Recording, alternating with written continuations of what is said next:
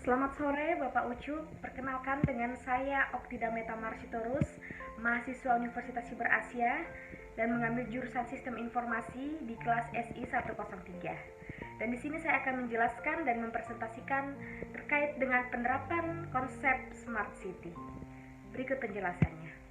Baiklah, di sini yang pertama saya akan menjelaskan terkait dengan abstrak penerapan konsep Smart City, yaitu sebuah konsep perencanaan kota yang kian hari kian dipertimbangkan untuk diaplikasikan kepada sebuah kota metropolitan yang pada penduduk sebagai salah satu cara untuk menjawab kompleksitas masalah pada suatu kota besar. Dan di dalam penelitian ini juga dilakukan untuk merancang sebuah kawasan yang kurang tertata dan kawasan yang lebih terintegrasi, pintar, dan ramah lingkungan, dan juga diharapkan menjadi penelitian pembangunan sebuah kota yang dapat menjadi sebuah kawasan yang tidak hanya mampu memobilisasi warganya juga, tetapi menjadi kota yang lebih modern, dinamis, nyaman, aman, dan layak untuk dihuni. Yang pertama ialah pendahuluan. Berbicara mengenai perencanaan pengembangan Smart City, maka tidak dapat terlepas dari teknologi informasi dan komunikasi. Sebab di era globalisasi sekarang ini, dengan lajunya arus perkembangan manusia dan teknologi akan dituntut untuk terus mengeluarkan inovasi-inovasi yang bisa memanfaatkan internet sebagai wujudnya dan kemudian diterapkan hampir di segala aspek kehidupan. Dan di sini saya akan menjelaskan tentang Smart City sendiri ialah pengembangan suatu daerah atau wilayah perkotaan dengan menggunakan teknologi informasi dan komunikasi untuk meningkatkan kualitas dan kinerja dari layanan yang ada di wilayah perkotaan seperti transportasi, konektivitas, energi, dan lain-lain. Penerapan konsep Smart City dalam perencanaan perkotaan bertujuan untuk mewujudkan pembangunan secara berkelanjutan dengan meningkatkan layanan masyarakat dengan mengintegrasikan beberapa elemen yang berada di wilayah perkotaan. Elemen yang dimaksud seperti pemerintahan, kualitas hidup, ekonomi, lingkungan, dan transportasi juga sumber daya manusia. Dan kemudian perkembangan teknologi informasi dan komunikasi menjadi salah satu hal yang perlu diakui keberadaannya. Ditambah lagi teknologi informasi dan komunikasi telah memasuki era digitalisasi. Dan kehadiran teknologi informasi ini di tengah-tengah kehidupan masyarakat menjadikan dan mengharapkan dapat membantu dan mempermudah masyarakat dalam melakukan kebutuhannya sehari-hari.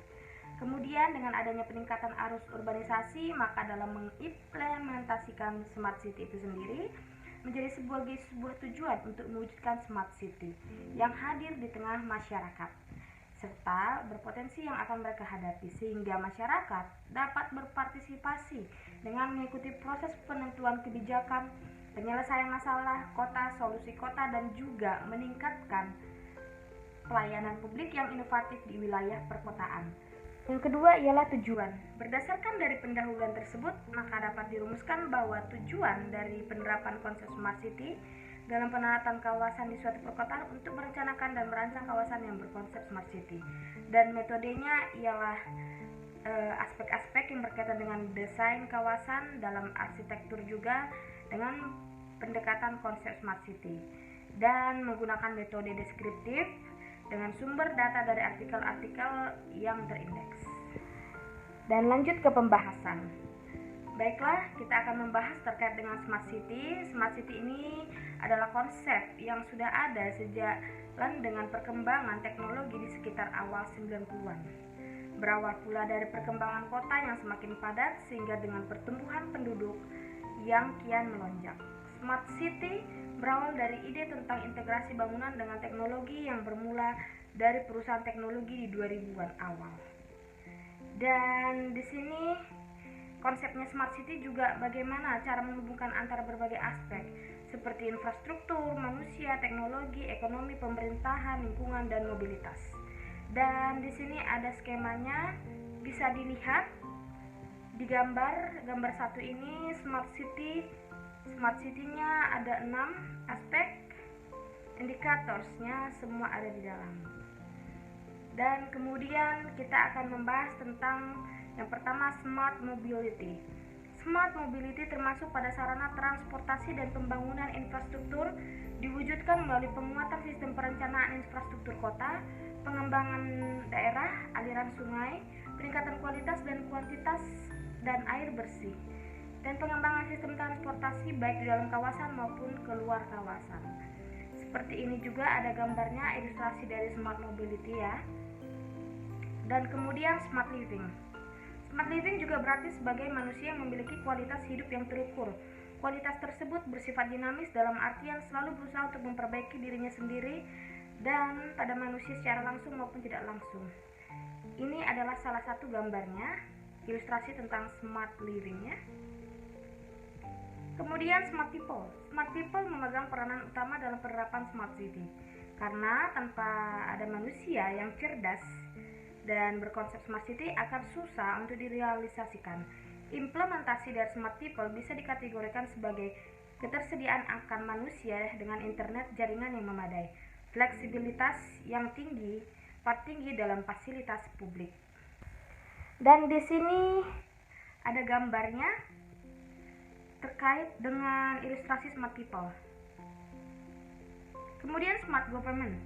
Smart government mencakup area pemerintahan yang berupa transportasi, data-data, kemudahan akses ke situs pemerintahan, fasilitas online. Kemudian smart environment. Smart environment adalah lingkungan yang pintar, lingkungan yang memberikan kenyamanan dan keamanan. Lingkungan juga harus bisa memberikan segi keindahan atau estetika, tidak hanya fungsionalitas juga. Dan kemudian memberikan keindahan baik dari segi fisik, non-fisik, visual, dan non-visual. Dan di sini ada ilustrasi smart environment, gambarnya bisa dilihat. Dan selanjutnya yang terakhir smart economy. Smart economy atau ekonomi cerdas mencakup inovasi dan persaingan, memiliki gagasan yang baik dalam persaingan bisnis. Implementasi lain adalah berupa penggunaan uang elektronik, digitalisasi layanan perbankan, kemudahan layanan bekerja online, tumbuhnya perusahaan startup, adanya inovasi dalam layanan antar untuk pengiriman, peningkatan pendapatan masyarakat dan nilai ekspor yang tinggi. Dan ini ada skema-skemanya semua dari yang kita jelaskan di atas terkait dengan smart people, mobility, living, economy, governance, dan environment. Dan selanjutnya saya akan menjelaskan tentang hasil dan penerapan Smart City. Diambil dalam satu wilayah yaitu Kota Bandung. Kota Bandung merupakan kota yang unggul dalam penerapan Smart City dan telah menerima beberapa kali penghargaan bergengsi internasional. Salah satunya sebagai pemenang ajang Smart City Award 2015 yang diadakan oleh majalah Asia Tech Ecosystem. Dan Kota Bandung dalam kepemimpinan wilayah Ridwan Kamil lebih fokus pada konsep smart governance dengan harapan dapat membuat sistem pelayanan yang ada menjadi lebih efisien. Dengan perombakan struktur birokrasi inilah perampingan manajemen pemerintah, maka tujuan dari smart governance akan tercapai. Contoh paling nyata dalam didirikannya Bandung Command Center atau BCC, yaitu pusat kendali kota Bandung yang didukung dengan berbagai fasilitas seperti Global Positioning System atau GPS dan tracking sebanyak 50 dan closed circuit television atau CCTV sebanyak 4.000 yang dipasang di daerah rawan pelanggaran lalu lintas, kriminalitas, dan bencana. Pemantauan puluhan CCTV canggih di BCC didukung oleh sistem yang disebut Intelligent Operation Center atau IOC yang memudahkan operator dalam mengawasi kondisi kota. Dan Ridwan Kamil menerapkan Smart City di Kota Bandung, salah satunya yaitu Control, Connect, dan Observe. Dan di sini saya akan menjelaskan konsep Smart City di Kota Bandung.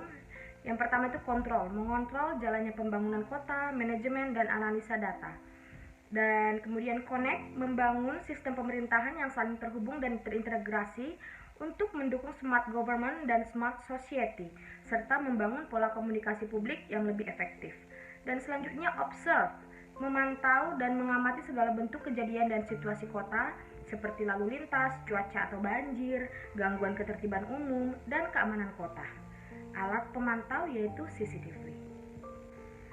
Dan terakhir, di sini saya akan memberikan kesimpulan tentang dalam penerapan Smart City perlu diperhatikan beberapa indikator dasar untuk tercapainya Smart City seperti yang diharapkan. Ada 6 indikator dasar yaitu Smart Mobility, Smart People, Smart Living, Government, Smart Environment, dan Smart Economy. Yang mana tiap indikator punya beberapa sub indikator sebagai tolak ukur keberhasilan dari penerapan Smart City. Dalam penerapan Smart City juga perlu diperhatikan integrasi dan perpaduan dari 6 indikator di atas. Yang untuk menghasilkan Smart City yang sesuai dengan subindikatornya. Baiklah, demikian video presentasi dari saya. Mohon maaf apabila ada tutur kata yang salah, dan semoga Unsia sukses selalu, dan terima kasih untuk Bapak Ucup untuk kesempatan ini. Terima kasih.